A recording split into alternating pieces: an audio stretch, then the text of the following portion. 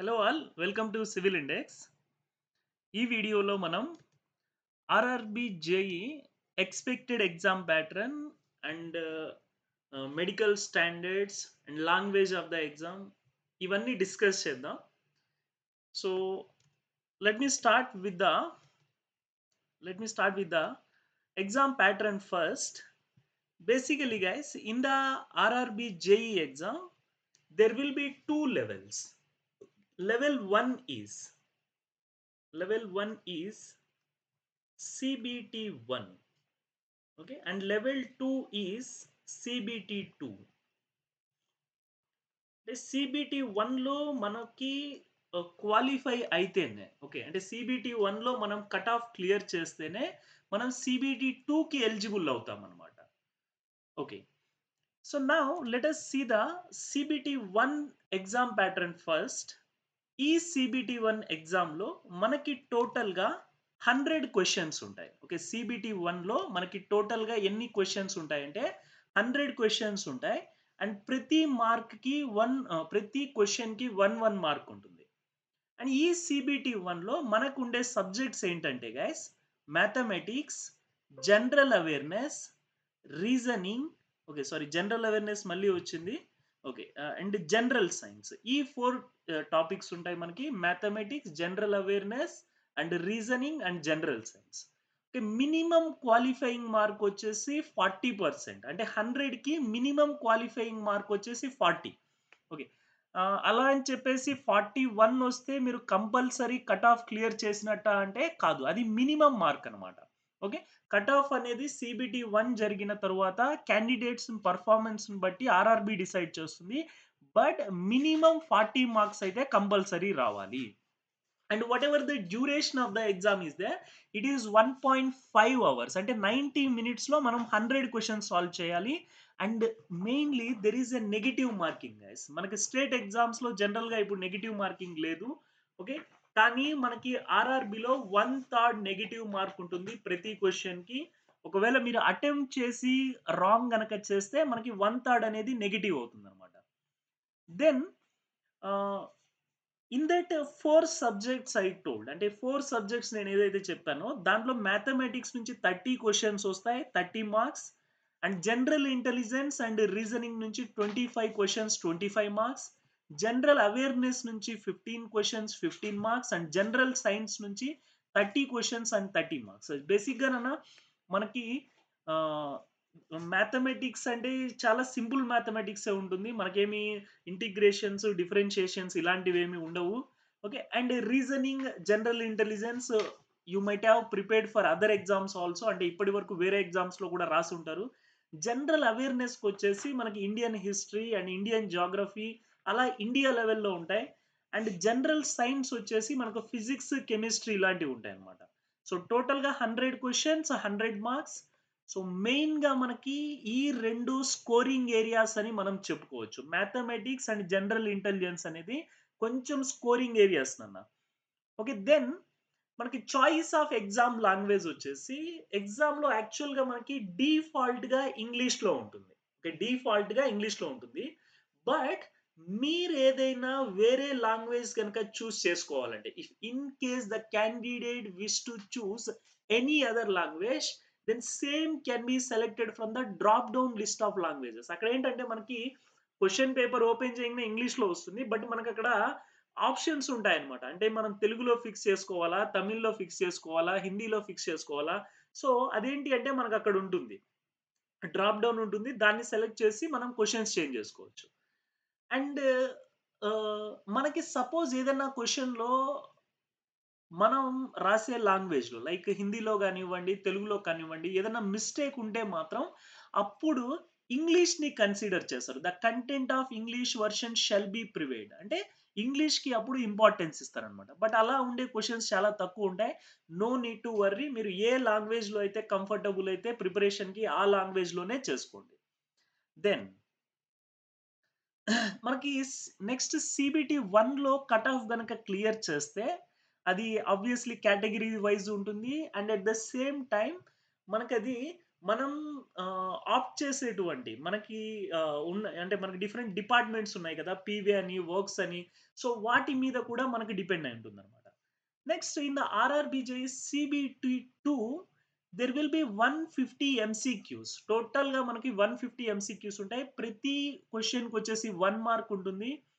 And దీంట్లో మనకి యాక్చువల్‌గా టెక్నికల్ ఎబిలిటీస్ అనేది యాడ్ అవుతుంది నాన్న. ఓకే. సో, జనరల్ అవేర్‌నెస్ ఉంది. ఫిజిక్స్ అండ్ కెమిస్ట్రీ ఉంది. అండ్ దానితో పాటుగా basics of computers and applications ఇదొకటి యాడ్ అవుతుంది. Basics of environment and pollution control ఇదొకటి యాడ్ అవుతుంది. And technical abilities. Technical ability in the sense our technical subjects అన్నమాట.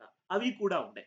And దీనిలో కూడా మనకి మినిమం క్వాలిఫైయింగ్ మార్క్స్ వచ్చేసి 40%. అంటే 40% వస్తే మీకు జాబ్ వచ్చినట్టు కాదు. బట్ మినిమమ్ 40% అనేది రావాలి. అండ్ ఎగ్జామ్‌కి ఇక్కడొచ్చేసినన్న 2 అవర్స్ టోటల్‌గా 120 మినిట్స్. సో, 120 మినిట్స్‌లో 150 క్వెషన్స్ సాల్వ్ చేయాలి. 120 మినిట్స్‌లో 150 క్వెషన్స్ సాల్వ్ చేయాలి. అండ్ సేమ్ సీబీటీ 1 లాగే 1/3 అనేది నెగెటివ్ మార్కింగ్ మనకుంటుంది. నెక్స్ట్ గైస్ సీబీటీ 2లో మనకి క్వెషన్స్ డిస్ట్రిబ్యూషన్ ఎలా ఉంటుంది అంటే జనరల్ అవేర్‌నెస్‌కి 15 questions 15 marks and physics and chemistry 15 questions 15 marks and basics of computers and applications 10 questions 10 marks and basics of environmental and pollution control 10 questions 10 marks and technical abilities అంటే మన technical subjects వచ్చేసి 100 questions 100 marks ఉంటుంది which is the deciding factor there. Okay. CBT 1లో ఏమో అసలు టెక్నికలే లేదు. And CBT 2లో టెక్నికల్‌కి 100 మార్క్స్ వెయిటేజ్. మిగతా రిమైనింగ్ నాన్ టెక్ ఏదైతే ఉన్నాయో వాటికి 50 మార్క్స్ వెయిటేజ్ ఉంటుంది. సో, ఈ క్వెషన్స్‌కి 150 క్వెషన్స్‌కి డ్యూరేషన్ ఆల్రెడీ చెప్పాను. దట్ ఈస్ 120 మినిట్స్ అన్నమాట. Then guys, in the RRB JEE syllabus for mathematics, whatever the CBT 1 I told you na, CBT 1 consists of mathematics, right? So ఆ CBT 1లో mathematics మీరు గనుక చూసినట్లయితే మొత్తం అంటే బేసిక్ లెవెల్ మ్యాథమెటిక్స్ అన్నమాట. బాడ్మాస్ కానివ్వండి, number system, decimals, LCM and HCF, time and work, time and distance అంటే ఇదంతా కూడా కైండ్ ఆఫ్ మనకి యాప్టిట్యూడ్ లాగా అన్నమాట. మ్యాథమెటిక్స్ అనే దానికన్నా దీన్ని మనం డైరెక్ట్‌గా మనకి క్వాంటిటేటివ్ యాప్టిట్యూడ్ ఉంటుంది కదా! దానిలాగా మనం కన్సిడర్ చేసుకోవచ్చు. దెన్ జనరల్ ఇంటెలిజెన్స్ అండ్ రీజనింగ్‌లో వచ్చేసి మనకి analysis, coding and decoding, okay, jumbling, Venn diagrams, analytical reasoning, classifications ఇక్కడ ఏదైతే టాపిక్స్ అనేవి మెన్షన్ చేసున్నాయో అవన్నీ ఉంటాయన్నమాట. దెన్ జనరల్ అవేర్‌నెస్ నుంచి వచ్చేసరికి ఫస్ట్‌ది current affairs. Okay. General awareness weightage ఎంత? ఇందాక మనం డిస్కస్ చేసినట్టు 15 మార్క్సే. ఓకే. సో, 15 మార్క్స్‌లో కరెంట్ అఫైర్స్ ఉంటుంది. ఇండియన్ జియోగ్రఫీ ఉంటుంది. అండ్ ఇండియన్ హిస్టరీ ఉంటుంది. Indian polity and constitution, Indian economy and environmental issues concerning India and the world, sports, general scientific and technological development అంటే చాలా పెద్ద ఏరియా అన్నమాట ఇది. కానీ వెయిటేజ్ మాత్రం 15 మార్క్సే ఉంటుంది. అలా అని చెప్పేసి వదలమని మిమ్మల్ని నేను చెప్పట్లేదు. ఎందుకంటే ఇది మనకి సీబీటీ 2లో కూడా మళ్ళీ ఉంటుంది జనరల్ అవేర్‌నెస్ అనేది. అక్కడ కూడా 15 మార్క్స్ ఉంటుంటుంది. సో, వదలకుండా కంపల్సరీ చదవండి. బట్ జస్ట్ నేనేంటంటే దీని యొక్క వెయిటేజ్ సీబీటీ 1లో కొంచెం తక్కువ అని చెప్తున్నాను అంతే. Then syllabus for general science వచ్చేసినాన సీబీటీ 1లో ఉంది. సీబీటీ 2లో కూడా ఉంది కదా! సీబీటీ 1లో వచ్చేసి physics, chemistry and life sciences. Life sciences అంటే మనకి ఇవి ఉంటాయి కదా! బయాలజీ ఉంటది కదా! అది లైఫ్ సైన్సెస్ అన్నమాట. సో, ఫిజిక్స్, కెమిస్ట్రీ అవి ఉంటాయి. నెక్స్ట్ సీబీటీ 2లో వచ్చేసి ఓన్లీ ఫిజిక్స్ అండ్ కెమిస్ట్రీ ఉంటుంది. ఓకే. లైఫ్ సైన్సెస్ అనేది బయాలజీ అనేది సీబీటీ 2లో ఉండదు. సీబీటీ 2లో ఓన్లీ ఫిజిక్స్ అండ్ కెమిస్ట్రీ ఉంటాయి. బట్ ఎట్ ద 12థ్ స్టాండర్డ్ అంటే కొంచెం డిఫికల్టీ లెవెల్ అనేది మనకి పెరుగుతుంటుంది. అంటే ఎంసెట్ లెవెల్ క్వెషన్స్ అనేవి మనం ఎక్స్‌పెక్ట్ చేయొచ్చన్నమాట. ఓకే. దెన్ ఆహ్, కంప్యూటర్ అండ్ అప్లికేషన్ సిలబస్ కూడానా బేసిక్సే ఉంటాయి. మనకి కంప్యూటర్ అండ్ అప్లికేషన్స్ మరీ డెప్త్‌లో అయితే ఏమి వెళ్ళడు. Okay. So, these are the topics we have in the computers and applications అన్నమాట. దెన్ ఎన్విరాన్మెంటల్ అండ్ పొల్యూషన్ కంట్రోల్‌లో కూడా మళ్ళీ మనకి బేసిక్ టాపిక్సే. వీటిలో మనం ఆహ్, మేబీ కొంతమంది బీటెక్‌లో ఎన్విరాన్మెంటల్ స్టడీస్ అనే సబ్జెక్ట్ చదివి ఉంటారు. సో, దాంట్లో టాపిక్సే. మనకిప్పుడు types of pollution, okay, basics of environment, okay. తర్వాత global warming, acid rain, ozone depletions ఇవన్నీ ఫండమెంటల్ టాపిక్సే. మనకు మరీ డిఫికల్ట్‌గా అయితే ఏమి ఉండవు. ఓకే. దెన్ టెక్నికల్ ఎబిలిటీస్‌కొచ్చేసేవరకినన్నా మనకి టోటల్‌గా అక్కడ 21 ఆర్ 22 సబ్జెక్ట్ మెన్షన్ చేసున్నాయి. ఇవన్నీ టెక్నికల్ సబ్జెక్ట్సే. కాకపోతే ఇవేంటి అంటే జస్ట్ విడగొట్టాడన్నమాట. అంటే టాపిక్స్‌ని విడగొట్టి ఇచ్చాడు. అలా కాకుండా మీరు ఓవరాల్‌గా చూస్తే సిలబస్ అనేది ఒక 12-13 సబ్జెక్ట్స్ ఉంటుంది.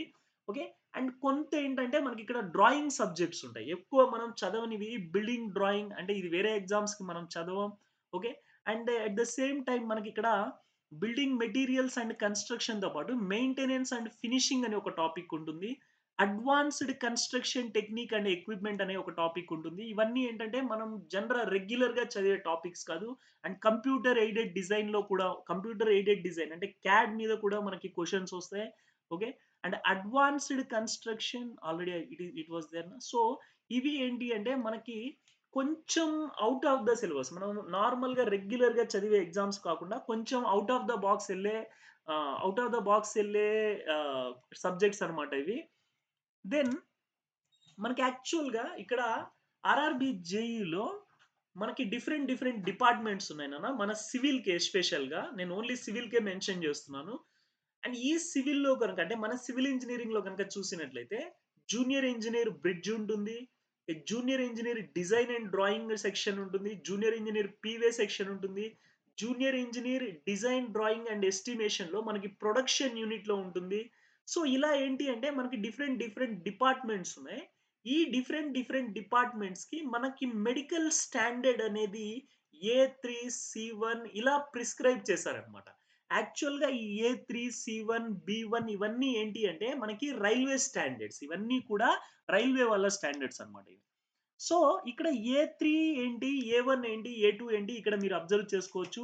అంటే ఇక్కడ మెయిన్ కన్సర్న్ ఏంటంటేనన్న మన ఐ సైట్ అనేది మెయిన్ కన్సర్న్ అన్నమాట. సో, ఏ1కైతే ఎంత ఐ సైట్ ఉండాలి? ఏ2కైతే ఎంత ఐ సైట్ ఉండాలి? ఏ3కైతే ఎంత ఉండొచ్చు? మాక్సిమం ఇది. ఓకే. ఒక్కటి గుర్తుపెట్టుకోండి. మనకి ఆర్ఆర్‌బీ జేఈ లెవెల్‌లోనన్న ఎక్కడ ఏ1, ఏ2 అనేది ఉండదు. మనకు పీవేకి వచ్చేసి ఏ3 నుంచి స్టార్ట్ అవుద్ది. అంటే ఏ3 నుంచి మనం కన్సిడర్ చేసుకోవాలి. అండ్ ఇంకొకటేంటి అంటే, మీరు ఐ సైట్ టెస్ట్ చేసేటప్పుడు విత్ ఆర్ వితౌట్ గ్లాసెస్. మీరు విత్ గ్లాసెస్ అయినా అటెండ్ అవ్వచ్చు. వితౌట్ గ్లాసెస్ అయినా అటెండ్ అవ్వచ్చు. ఓకే. ఒక్క ప్రాబ్లమ్ ఏంటి అంటే చాలా మందికి కొంతమంది కలర్ బ్లైండ్‌నెస్ ఉంటుందన్నమాట. అది మనకి కూడా తెలీదు. సో, ఆ కలర్ బ్లైండ్‌నెస్ అనేది మీకు ఉందా? లేదా? మీరు చెక్ చేసుకోవాలి. So, these are the important points you need to remember. Mainly medical టెస్ట్‌లో కలర్ బ్లైండ్‌నెస్ ఉందా? లేదా? చెక్ చేసుకోండి. ఎందుకంటే కలర్ బ్లైండ్‌నెస్ ఉంటే ఓకే. చాలా మందిని ప్రీవియస్ నోటిఫికేషన్స్‌లో రిజెక్ట్ చేశారు. సో, ఇది ఒకటి మాత్రం గుర్తుపెట్టుకోండి. అండ్ ఇంకొక పాయింట్ నేను మళ్ళీ చెప్పబోయేదేంటంటే, మీరు జనరల్ స్టడీస్ వరకు మీకు కంఫర్టబుల్ ఉన్న లాంగ్వేజ్‌లో ఇంగ్లీష్ కావాలంటే ఇంగ్లీష్, తెలుగు కావాలంటే తెలుగు, ఏ లాంగ్వేజ్ కావాలి అంటే ఆ లాంగ్వేజ్‌లో చదువుకోవచ్చు. అండ్ మనకి నెక్స్ట్ వీక్‌లో నోటిఫికేషన్ ఎక్స్‌పెక్ట్ చేయొచ్చు అంటున్నారు.